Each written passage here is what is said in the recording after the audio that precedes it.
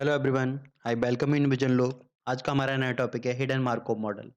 Hidden Markov model जिसे हम HMM भी बोलते हैं और ये एक्सटेंशन है जो मार्कोव मॉडल है मार्कोव प्रोसेस का। तो हम देखेंगे हमें मशीन लर्निंग या एआई के अंदर हम किस टाइप से हम इसको यूज करते हैं उसको पढ़ते हैं हिडन मार्कोव मॉडल को। हम स्टार्ट करते हैं हिडन मार्कोव मॉडल।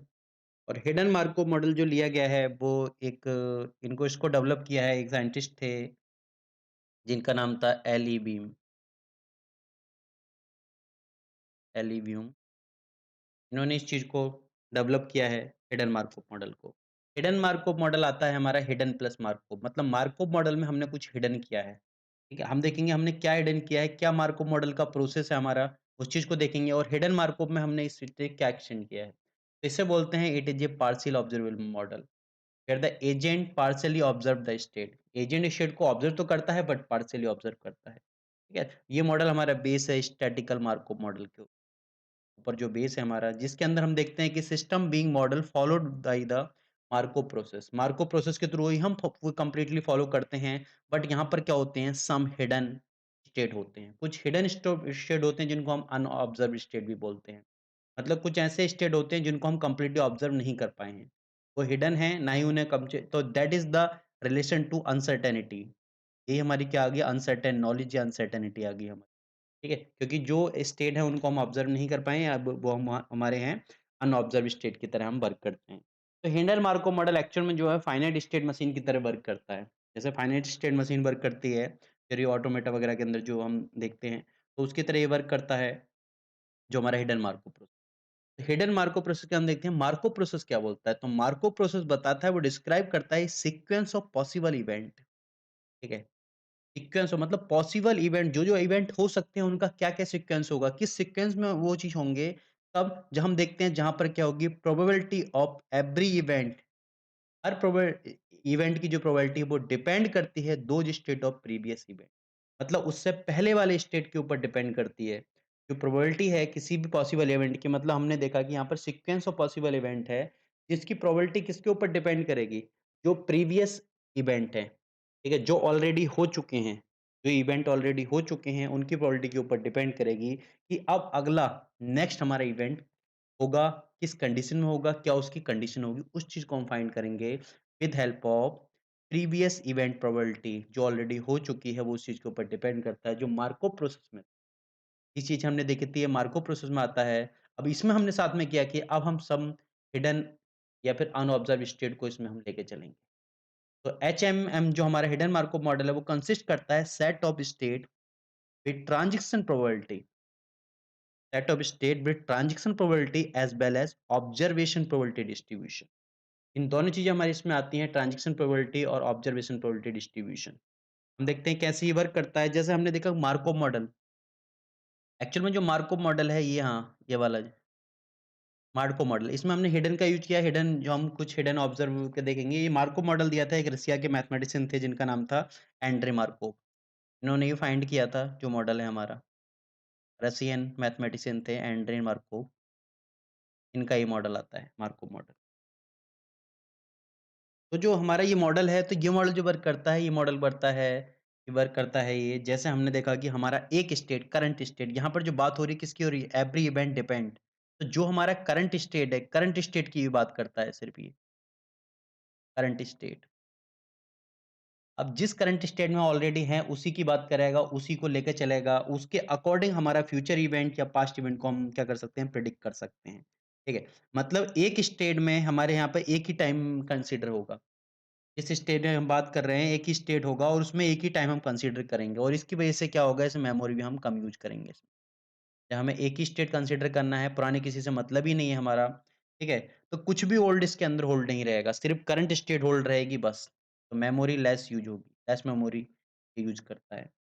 और दूसरी चीज़ आती है इसके अंदर, ये फ्यूचर प्रोडक्शन के लिए प्रेज़ेंट स्टेट को यूज़ करेगा, ठीक है? मतलब फ्यूचर प्रेडिक्शन के लिए फ्यूचर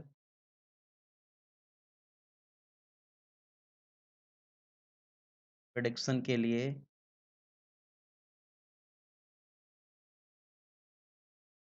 करंट स्टेट या फिर इसको बोल सकते हैं प्रेजेंट स्टेट का यूज़ करेगा, प्रेजेंट स्टेट यूज़। जो हमारी प्रेज़ेंट स्टेट है सिर्फ़ उसी का यूज़ करेगा, अगर इसे फ्यूचर का कोई प्रेडिक्ट करना है, ठीक है? तो यहाँ पर हम बात करते हैं distribution of future event, depend किसके ऊपर करेगा? तो फ्यूचर इवेंट का जो डिस्ट्रीब्यूशन है वो किसके ऊपर डिपेंड करेगा? वो डिपेंड करता है प्रेज़ेंट इवेंट के ऊपर। कि जो इवेंट हमारा अभी है, सिर्फ़ उसी की बात करेगा और इसके अलावा इसको किसी से कोई मतलब नहीं। इसका हम अलग-अलग जगह यूज़ करते हैं, जैसे हम देखिए स्पीच रिकॉग्निशन में हम इसका यूज़ करते हैं कि जो हमने बोला है, ठीक है?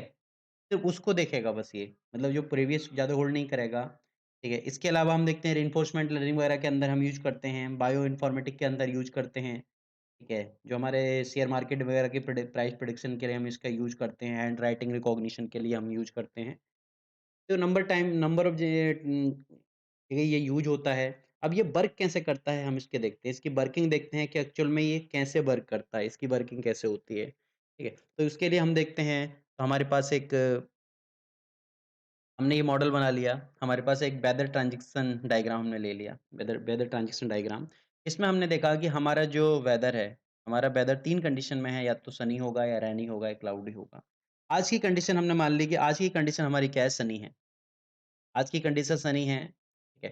तो कल की कंडीशन क्या होगी? अब आज की कंडीशन सनी है, मतलब करंट स्टेट की बात कर रहे हैं, तो वेदर ट्रांजिशन डायग्राम की कल की कंडीशन, तो क्या क्या करना है इसको? फ्यूचर प्रेडिक्शन, फ्यूचर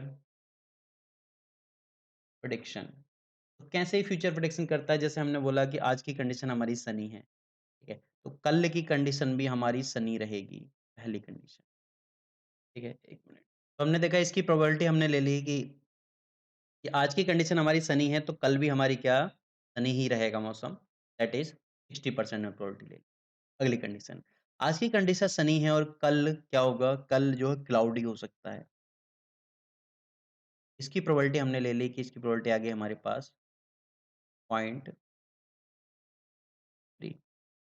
आज सनी है, कल रेनी हो सकता है, कल रेनी हो सकता है, इसकी प्रोबेबिलिटी हमने ले ली 0.1। क्योंकि आज सनी है, क्लाउडी होता तो हम मान सकते रेनी हो सकता था, लेकिन चांस उसकी कम है, तो इस वजह से हमने इसको ले लिया। तो ये इस टाइप से बात कर रहा है कि आज की करंट कंडीशन क्या है और फ्यूचर कंडीशन क्या होगी। तो हमने 3 कंडीशन सनी की ले ली। अगली चीज़ हम देखते हैं क्लाउडी। अगर आज क्लाउडी है, ठीक है? आज क्लाउडी है तो कल भी क्लाउडी रहेगा। तो हमने बोल दिया कि इसकी कंडीशन हमने ले ली 0.5।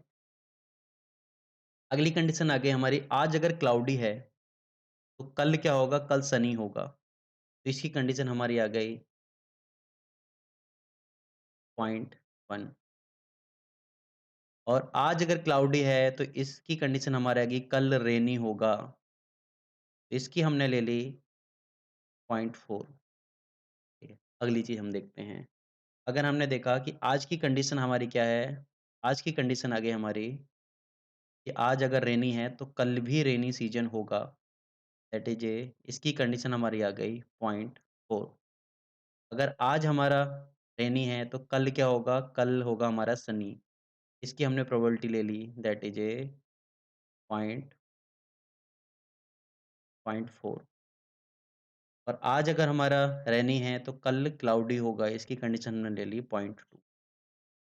ठीक है? तो इस टाइप से हम इसको नोट करते हैं, इस टाइप से इसको बताते हैं और इसे हम बोलते हैं दैट इज़ ये हमारे की जैसे हमने बोला कि सनी।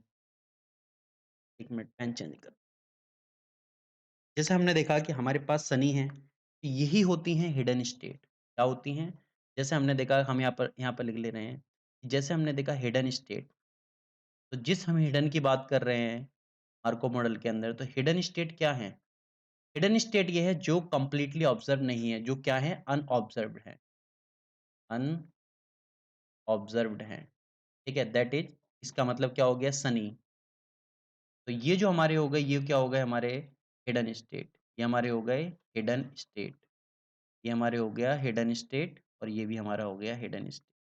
तो इसमें हमने यहाँ पर देखिए 3 हमारी हिडन स्टेट हैं, ठीक है? हिडन स्टेट है सनी होगा, हमें नहीं अनऑब्ज़र्व्ड है, रेनी होगा अनऑब्ज़र्व्ड है, क्लाउडी होगा अनऑब्ज़र्व्ड है। अब हम अगर सनी होगा तब हमारी जो एक्टिविटी होगी क्या होगी? हम इस चीज़ को देखते हैं, अगर सनी होगा, मौसम अगर सनी होगा तो हम क्या है स्कूल जाएँगे, बच्चे हम स्कूल जाएँगे, पहली चीज़, ठीक है? दूसरी कंडीशन, ठीक है? इसकी हमने प्रोबेबिलिटी मान ली कुछ, मान लो अगर सनी होगा तो इसकी प्रोबेबिलिटी हमारी आ गई 0.7। अगर सनी है कंडीशन तो हम क्या करेंगे, हम खेलने जाएँगे। इसकी प्रोबेबिलिटी हो गई 0.2, ठीक है? और अगर वेदर क्या है, सनी है, इसको मैं यहीं से ले ले रहा हूँ। सनी है और हम क्या करेंगे, होमवर्क करेंगे, तो इसकी प्रोबेबिलिटी हो गई 0.1, पहली कंडीशन आ गई। अब नेक्स्ट कंडीशन हम देखते हैं। बोला जैसे हमने बोला रैनी है, तो रैनी है तो स्कूल जाने की कंडीशन क्या होगी? तो हम उसे देखते हैं, रैनी है तो स्कूल जाएँगे, ठीक है? तो इसकी कंडीशन होगी रैनी सीज़न में तो स्कूल जाने का मतलब नहीं बनता, तो हमने मान लिया कि 0.1 है। रैनी सीज़न है तो खेलने जाएँगे, इस चीज़ का भी मतलब हमारा बहुत कम बनता है। तो खेलने जाने की कंडीशन हमने देख ली, ये भी हमारी आ गई। खेलने जाएँगे जाने की कंडीशन ये भी हमारा मान ली कि 0.1 है। रेनी है तो होमवर्क करेंगे बैठ के, ये पॉसिबिलिटी हमारी ज़्यादा है। हमने इसको मान लिया, ये हमारी वैल्यू आ गई 0.8। अगली कंडीशन क्लाउडी।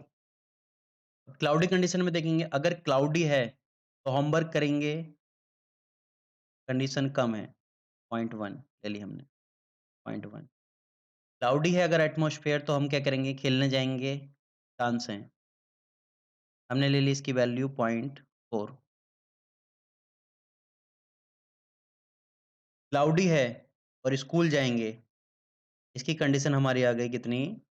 हमने इसकी कंडीशन ले ली 0.5, ठीक है? तो इस टाइप से इनको हमने प्रोबेबिलिटी निकाल ली। तो ये स्टेट जो बोली जाती है, इन्हें हम बोलते हैं दैट इज़ ऑब्जर्वेशन, ठीक है? इसको हम ऑब्ज़र्व करते हैं, जैसे हमने कहाँ जाना है, स्कूल जाएँगे हम, खेलने जाएँगे या फिर हम होमवर्क करेंगे।